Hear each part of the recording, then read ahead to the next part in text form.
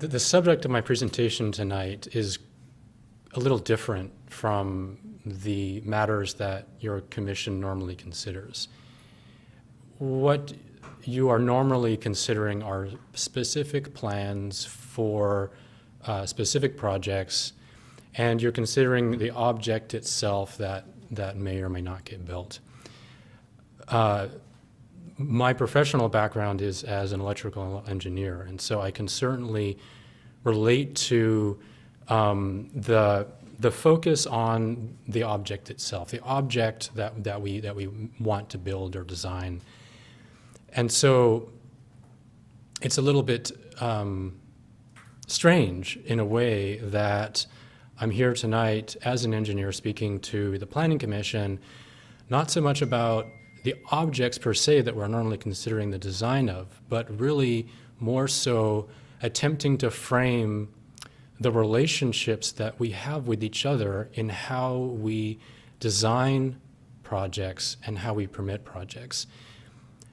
The reason that relationships are at the core and structure of relationships are at the core of what I'm presenting tonight is that I've come to the recognition, having spearheaded the SLRI for close to a decade now, that it is actually the process by which we design and permit projects itself and the relationships that we have among ourselves and the structure of those relationships that really is the root of the impediment that we currently have in implementing more sustainable land use projects.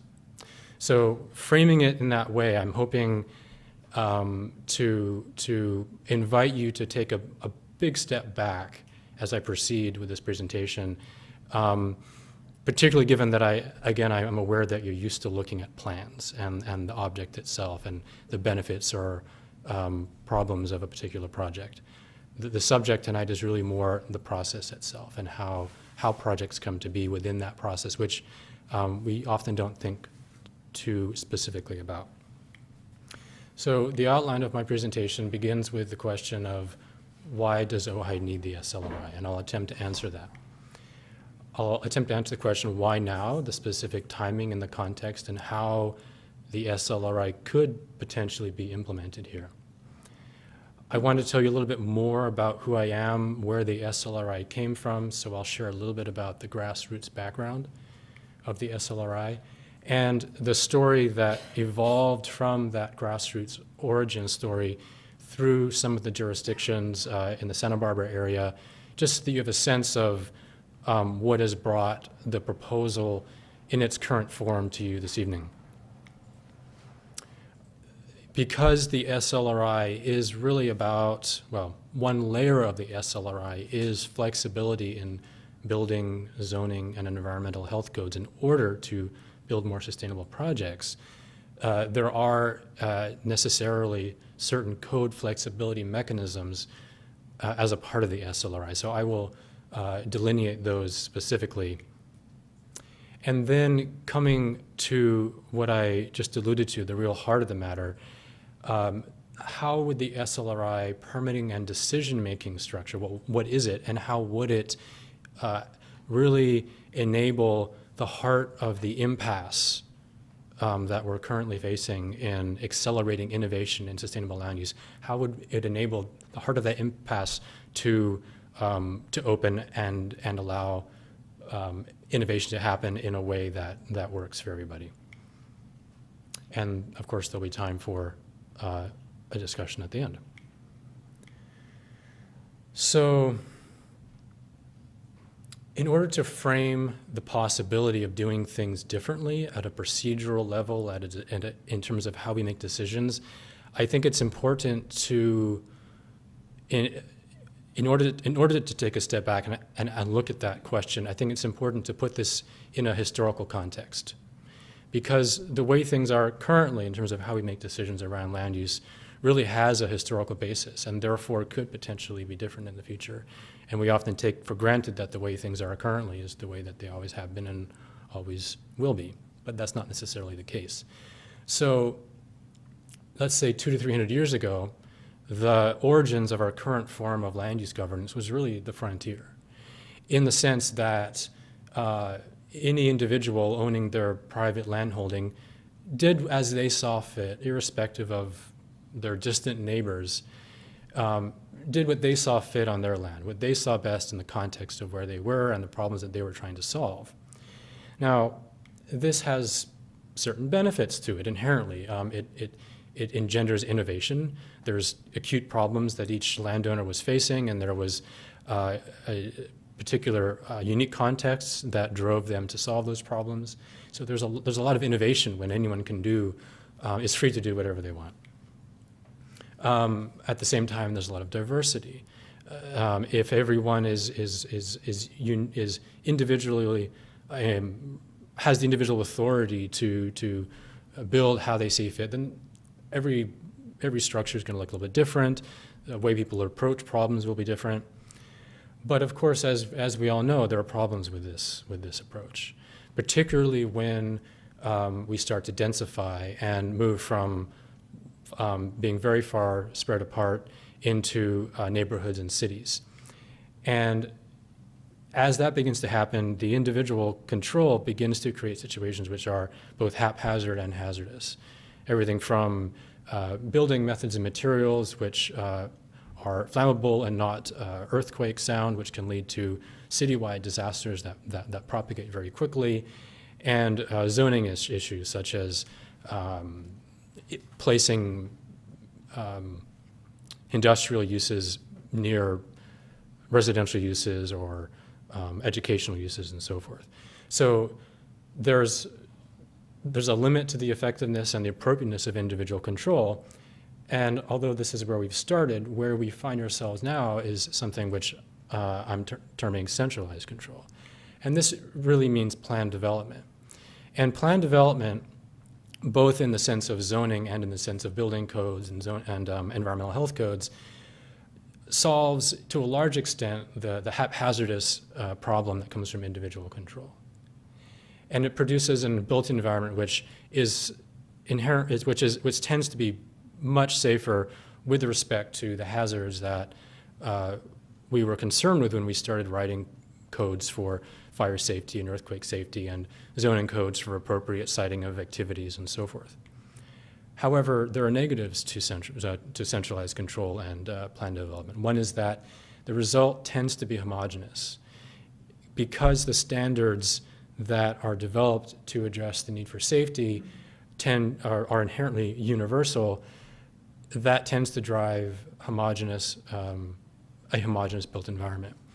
And at the same time, another negative is that because there is a single set of regulations that govern all projects irrespective of context, the result tends to be non-resilient. And this is the issue we're currently facing, particularly with respect to issues concerning climate change and other broader socioeconomic issues that require action on the part of the entire population. And on that note, on the note of what we need to do collectively to solve these macroscopic problems, these global problems or these regional problems, these problems do require the engagement of all of the individuals in the community.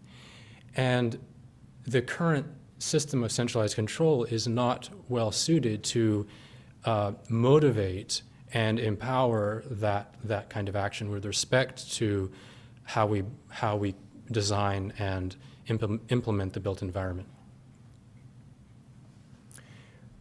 And I think this is something that anyone who's been involved in land use permitting, either within government or as a member of the public, I think this is something, this tension between our history of individual control and our present system of centralized control.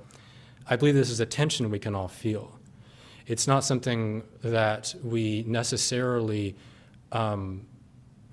consider solutions to, but this is a tension that unfortunately creates a relationship which is not friendly between the individual who still inherently thinks that they know what they can do best on their land, and the governmental entity whose role is to ensure the well-being of the collective.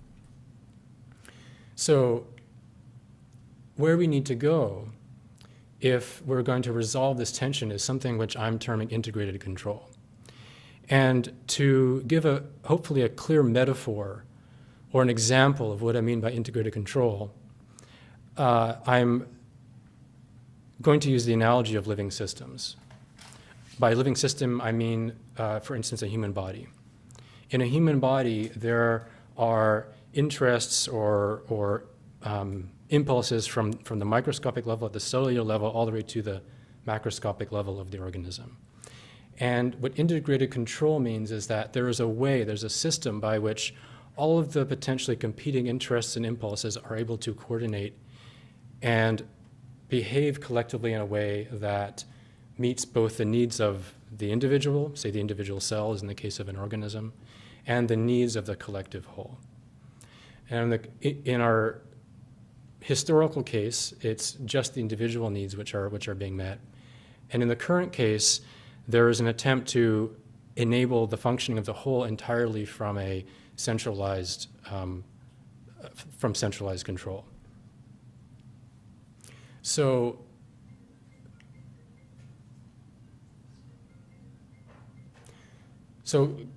integrated control is always it's okay, I'll give you a second.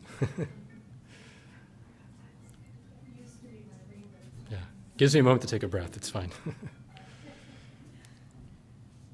apologize, I have somebody else's phone in my purse. It's my daughter's, and she's probably calling because she's not happy. It's the same color, I'm sorry. That's okay. Like I said, I appreciate the chance to take a breath. So integrated control is context driven. It's not a single set of rules that applies to all contexts. And what integrated control would give us is the best of both. So if the individual control is the original thesis of land use, and centralized control was the antithesis, and they're in opposition, integrated control is really the synthesis of these, meaning that it holds the potential to give us the best of both, which would be local innovation, context-specific change in how we build our environments with regional coordination. So in other words, coordination with the larger collective needs at the same time. And I just want to pause for a moment and just recognize or acknowledge that this is a new idea. At this point, if this seems a little bit strange or a little bit maybe uncomfortably strange, it's because this really is a new idea. And what I'm presenting, although they are ideas which I see emerging in certain spheres in private industry and so forth, in how organizations are run, it's, to my knowledge, quite unprecedented to propose to do something like this in a governmental setting around land use. So I just want to acknowledge, as I proceed, that I'm just describing something which is quite different. Integrated control would support both diversity and adaptability. So with respect to the non-resiliency that we're currently facing, we look at a rapidly changing global environment. We recognize that change needs to happen rapidly, but we also see that change just isn't happening. We're kind of stagnated. And so if we're going to change collectively, we really need to operate like a larger collective organism that can respond the way that living systems do. And that requires the coordination, again, from the micro level of the individual through to the macro level at the regional and even global scales. And integrated control would continue to ensure the same level of safety that we currently enjoy through well-developed standards, but at the same time can be safe globally, in the sense that the built environment as a whole could more rapidly adapt and change to emerging contexts and larger collective needs. And I believe this is what we need. I believe the synthesis between where we've come from historically and where we're, quite frankly, kind of stuck right now, I believe the synthesis is what we need. And I'm hoping by the end of this evening you'll have at least a good sense of how this could operate, how it would look, and what the city of Ojai could do to implement it. Now, integrated control is essentially the SLRI at its heart, at its essential concept. And in order to implement the SLRI, we'll require two things, basically. One is flexibility in building, zoning, and environmental health codes so that we can do more things that are innovative towards the goal of being more sustainable. But that by itself won't do the trick, because that would just be going back to individual control potentially. What we also need is integration of all stakeholders into the permitting and decision-making process. Currently, the individual is now outside of that decision-making process. They feel that they have no agency. And on the other side, from within the government, the view looks like a public of individuals that's trying to serve their own private needs without considering the needs of the collective that the government agent is trying to look out for. So we need integrated control. We need a way for both the individual and the collective to engage cohesively in that decision-making process. So why now? Well, we have the city of Ojai, and I'm here because the city of Ojai has the issue, the conundrum that I've attempted to frame here, in that we're kind of stuck in how we can more effectively and rapidly do things differently towards goals that we all believe we need to achieve, but we don't really know how to do it collectively. This would require a funded program or a project to implement, and the city of Ojai doesn't, to my knowledge, have the budget for that. However, there are grants which are available that fund projects in land use or in resiliency with respect to land use in the built environment. One example is the California Resilience Challenge, which was started to be developed at the state level a couple of years ago, and there may be a request for proposals coming out later this year. And there are other grants as well. So the third player is a consultant, potentially a small group led by myself that would have the background and means to work with the city to implement the SLRI. So the consultant would develop a grant application which the city would submit to a granting agency. If the city were awarded this grant, then of course the consultant would work with the city to implement the SLRI. And if this were to happen, then as I envision it, the city of Ojai would be a model for other cities in demonstrating a more adaptive and resilient way of designing and permitting projects aimed at sustainability, and a model for counties as well. So I'm going to go shift gears a bit and tell you a little bit about, now that hopefully you get a sense of where I'm going with this, just a little bit more about myself and how I got to the point where I'm calling myself an SLRI consultant.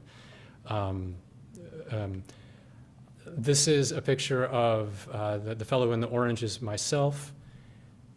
We are putting together a standalone bathhouse that I designed in the city of Santa Barbara. And we intentionally built this project without permits because we wanted to implement aspects of the design that we knew were not even permittable. This is the finished bathhouse. And the specific element that we knew was definitely not permittable was a composting toilet system.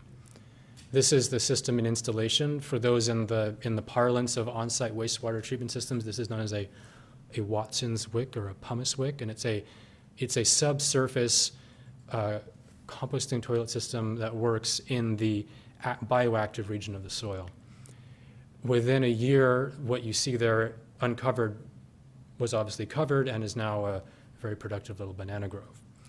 So this is a very specific example falling primarily within environmental health of something that was not permittable and by and large is still not permittable.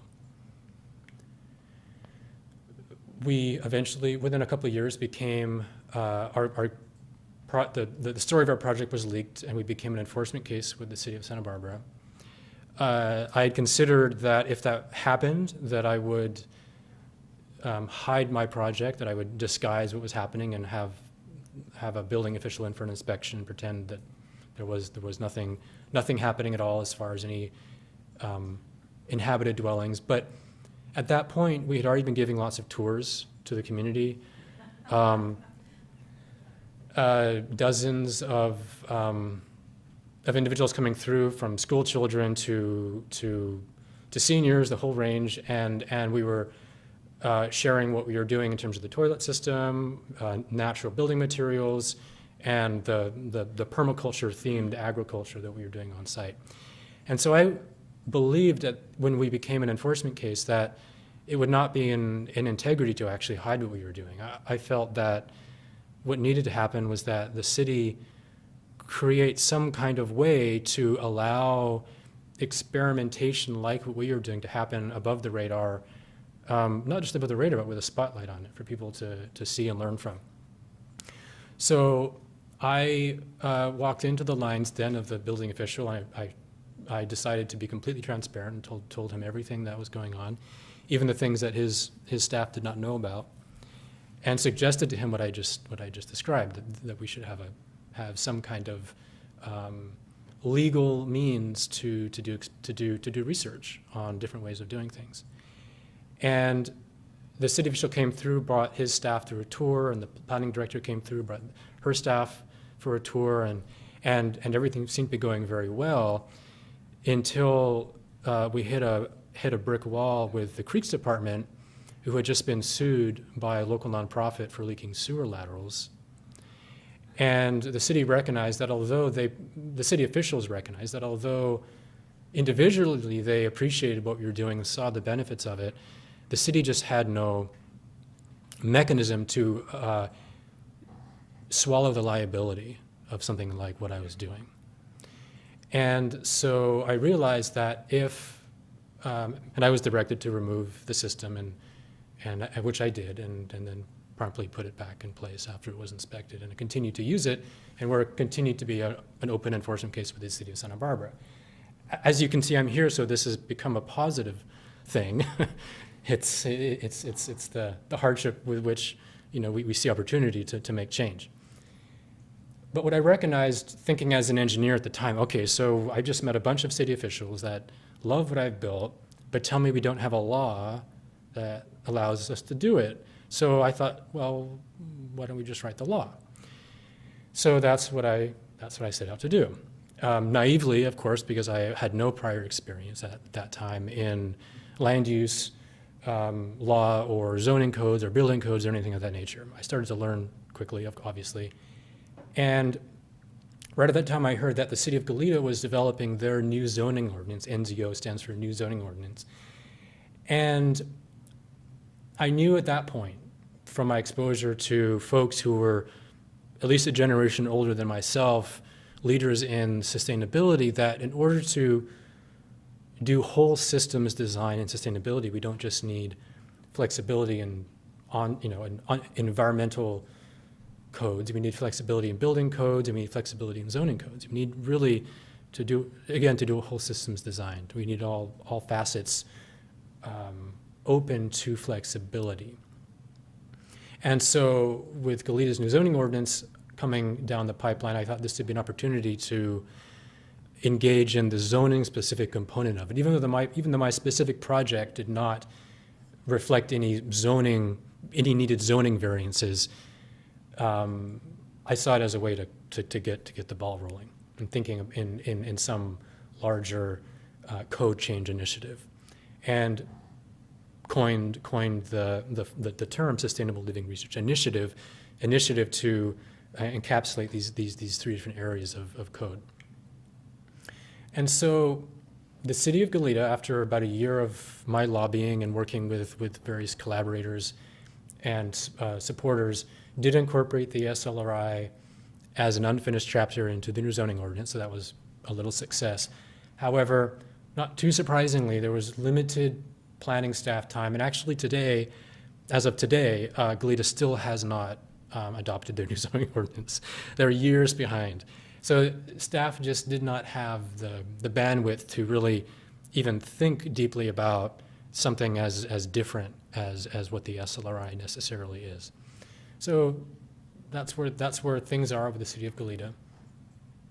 The County of Santa Barbara Planning Commission did direct long-range planning staff to follow our progress with Santa Barbara City, which was based on Santa Barbara City's Planning Commission directing planning staff to research the SLRI for Santa Barbara City's new zoning ordinance, which was also starting in that time frame. This was about 5 years ago. And so we had a series of meetings with Santa Barbara City planning staff. We had a small grant from the Bauer Foundation to support our work. We created some draft examples of the kinds of things that could be enabled by, these are just thumbnails, I'll just describe them to you. This is an accessory dwelling unit in a single family zone. This is a mixed-use, high-density apartment complex with near zero parking and car share in a urban core. And this is a tiny house agricultural village supporting agricultural functionality in an agricultural zone. So these are some examples that we developed. And we also created some draft SLRI zoning program language as well. However, we felt that this was going to happen in Santa Barbara City. However, at the last minute, planning staff requested that the SLRI be pursued as a separate effort, kind of for similar reasons as with the city of Goleta. There just wasn't enough staff time and bandwidth. The zoning ordinance was already behind schedule, and the planning commission acquiesced to staff's request, and we understood staff's position, so we didn't make a stink about it. But it took a couple of years of reflection after that for me to recognize that there was a deeper reason why the proposition of the SLRI was too hard for staff too challenging, too daunting for staff to really take on. And my recognition of that came through reflecting on a lot of the conversations all of the conversations that I had with staff, in which we were describing the kind of flexibility that the SLRI would give applicants. And at every point in that conversation, staff always had the concern that the applicants would take advantage of it, that the applicant would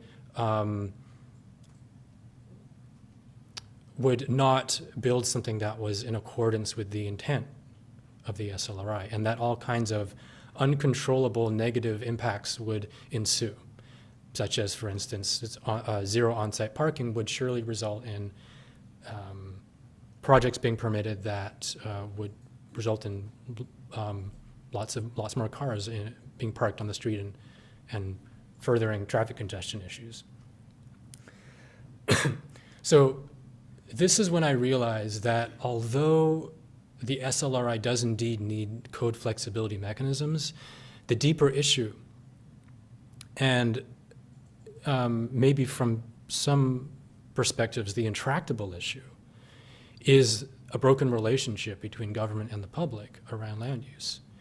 And this is the thesis antithesis that I diagrammed on the opening slide, where if we are going to try out new things, if we're going to do research and experimentation in land use in these three domains of building, zoning, and environmental health codes,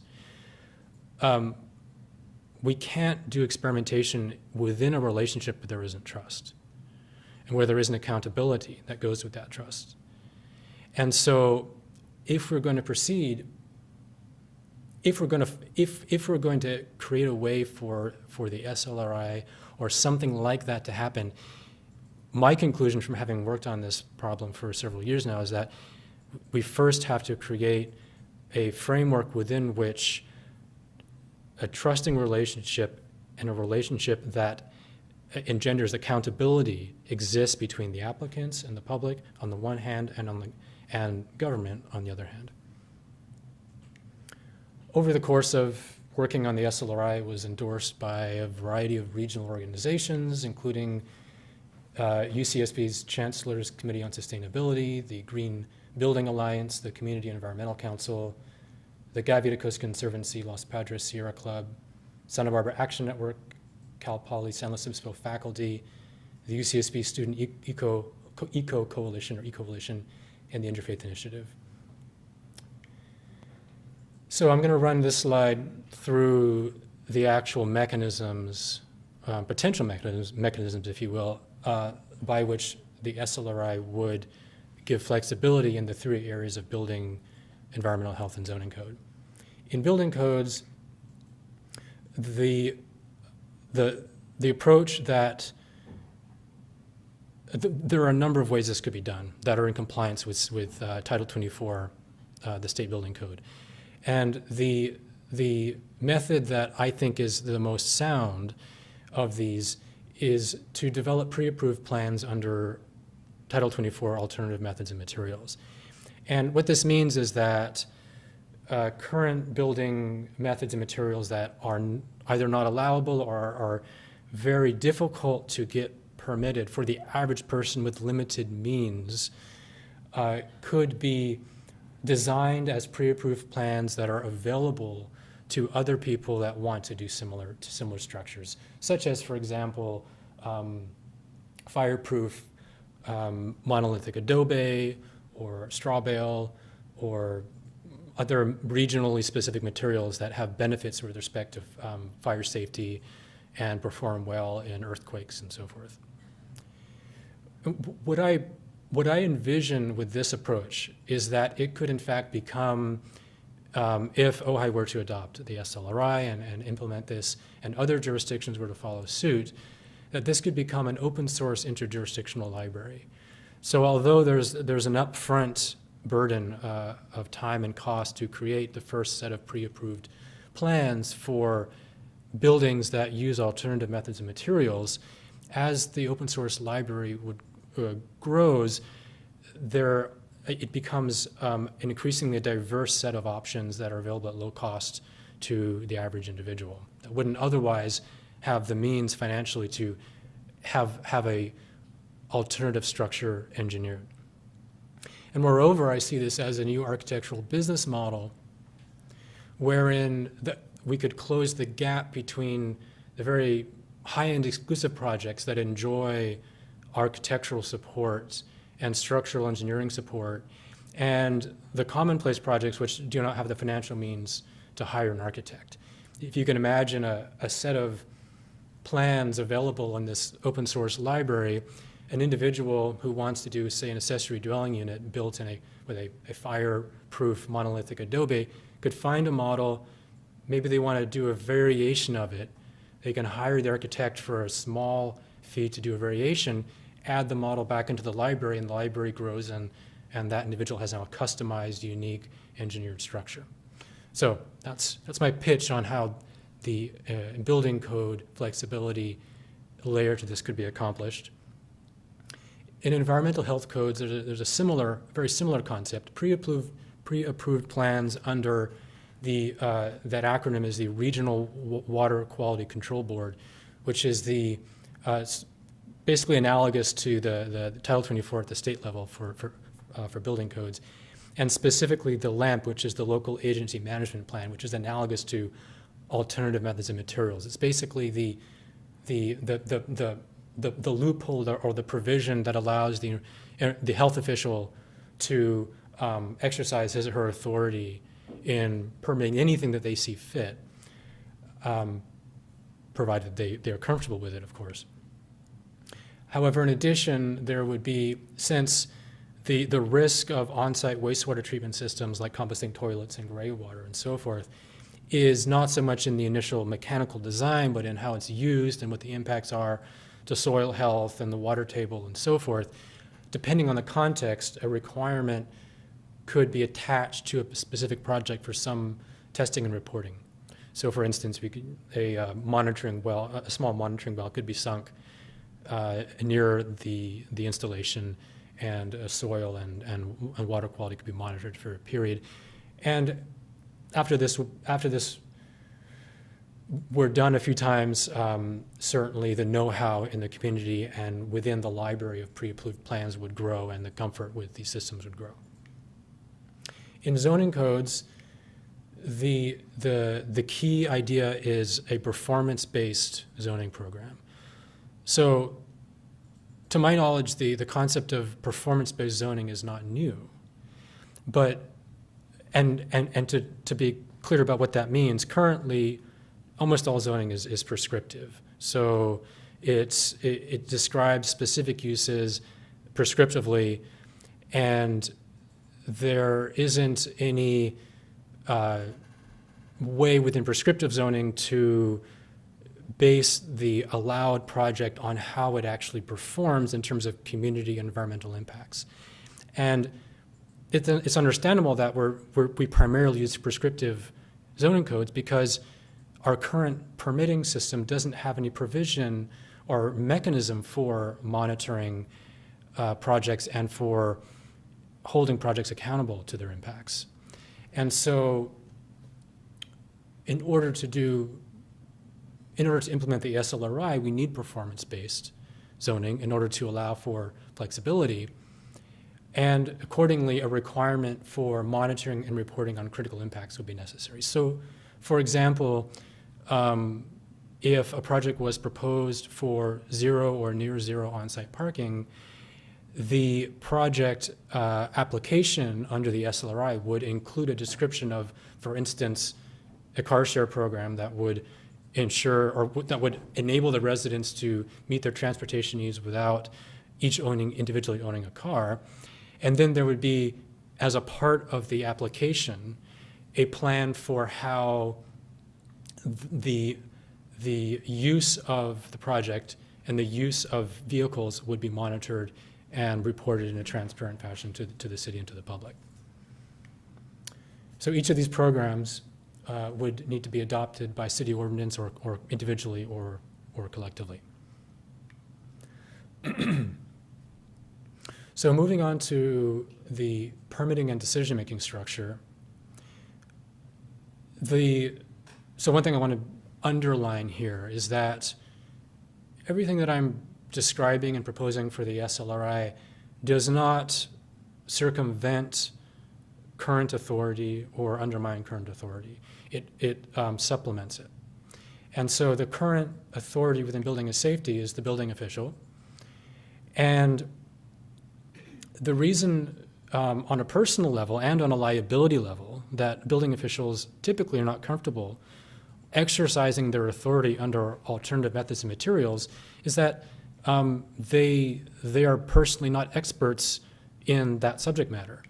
And so the first step would be to implement a way for the building official to be supported by expertise on alternative methods and materials from within the broader community, combined with the scheme for developing pre-approved plans and developing a library of those.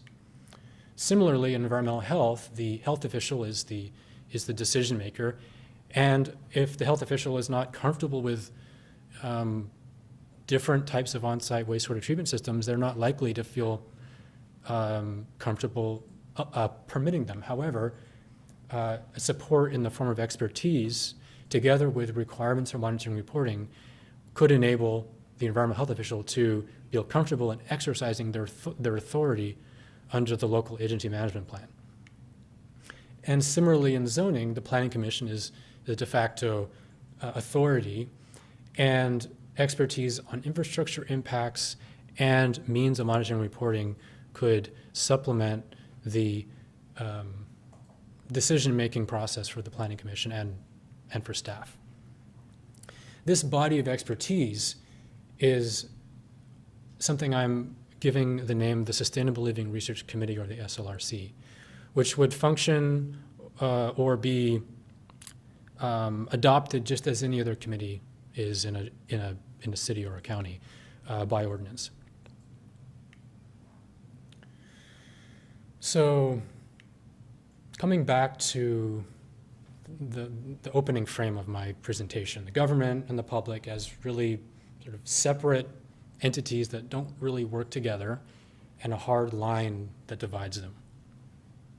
The Sustainable Living Research Committee would serve as a bridge across this boundary, and would be populated by experts, as I mentioned, and also by applicants.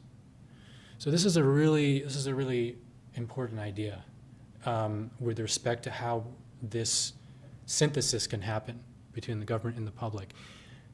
Currently, applicants have no agency in deciding if their project gets permitted.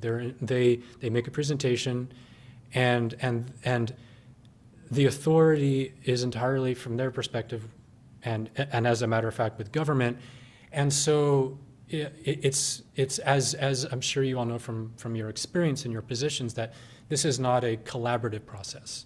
It is not a process in which personal accountability is engendered. And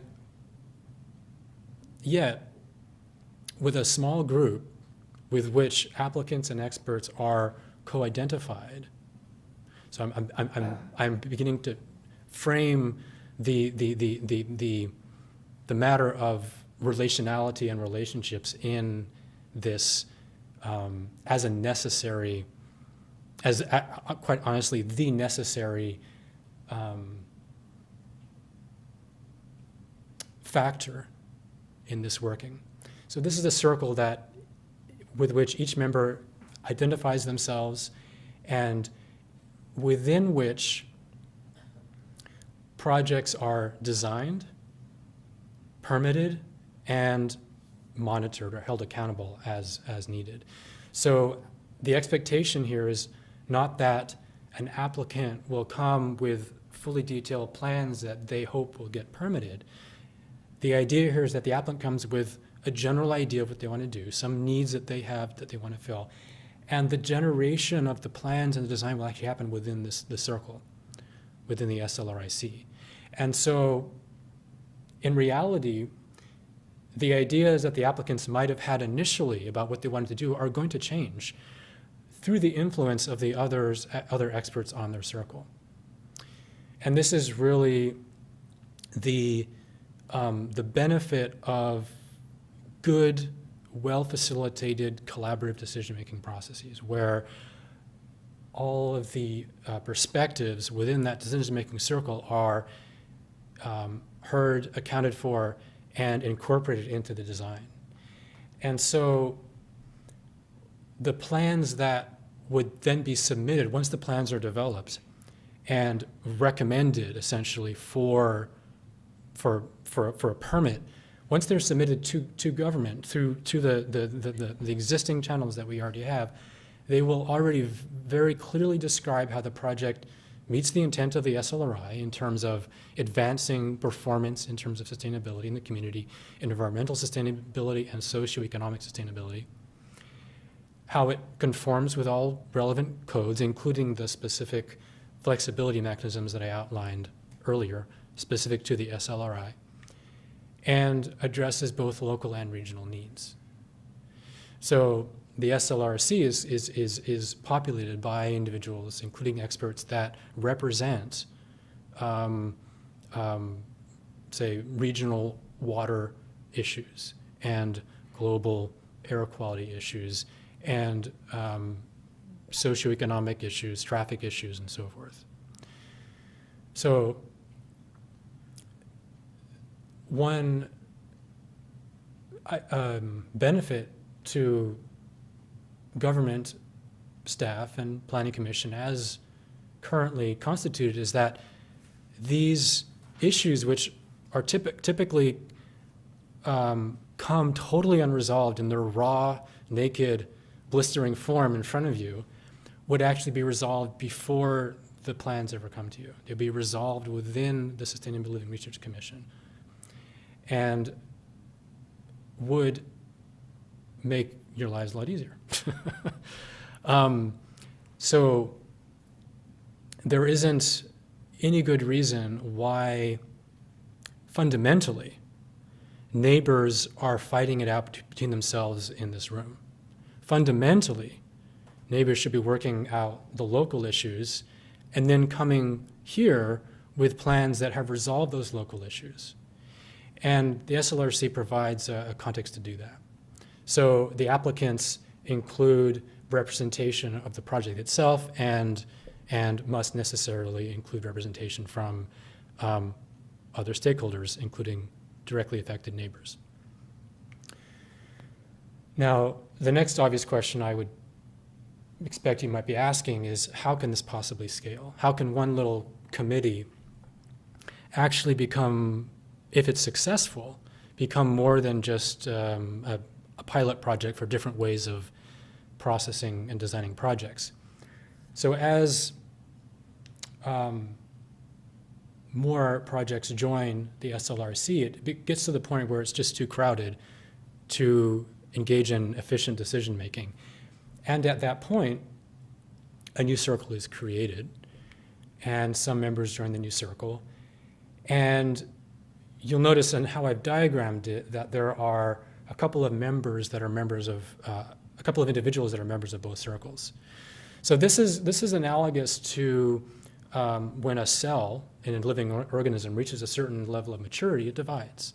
And when it divides, it retains both communication connection with the cell that it came from, and it also retains the inherited intelligence of the cell that it came from. And that's exactly how this would work. And this type of governance by connected circles, that meaning small circles that have the ability to respond rapidly to specific contexts, is a type of decision making which has that's emerging in private industry in the form of decision making structures going by various names. One of them is dynamic governance. There's another system which it goes by the term of holacracy, meaning governance by holons. And the data from industry, from organizations that are running themselves this way, is striking in their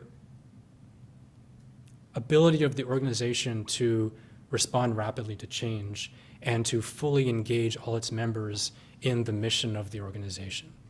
However, this type of organizational structure, to my knowledge, has never been implemented in local government, and certainly not related to land use. So I think that this would be an exciting thing to originate in Ojai. So I want to say a little bit more about what happens as these circles evolve. When they split, one of the things that's inherited is expertise and an understanding of who's who in terms of expertise. So having participated in the circle for some time, members of the circle gain an understanding for themselves. They're learning, so they're gaining expertise in certain subject areas, and they also know who really are the leaders within this growing network of circles in certain areas. So they know who to go to get input if a project comes across their table that it has unfamiliar subject matter to them. And just as importantly, or if not more importantly, the ability and the sense of what a facilitated process looks and feels like is also developed and inherited by members of these circles.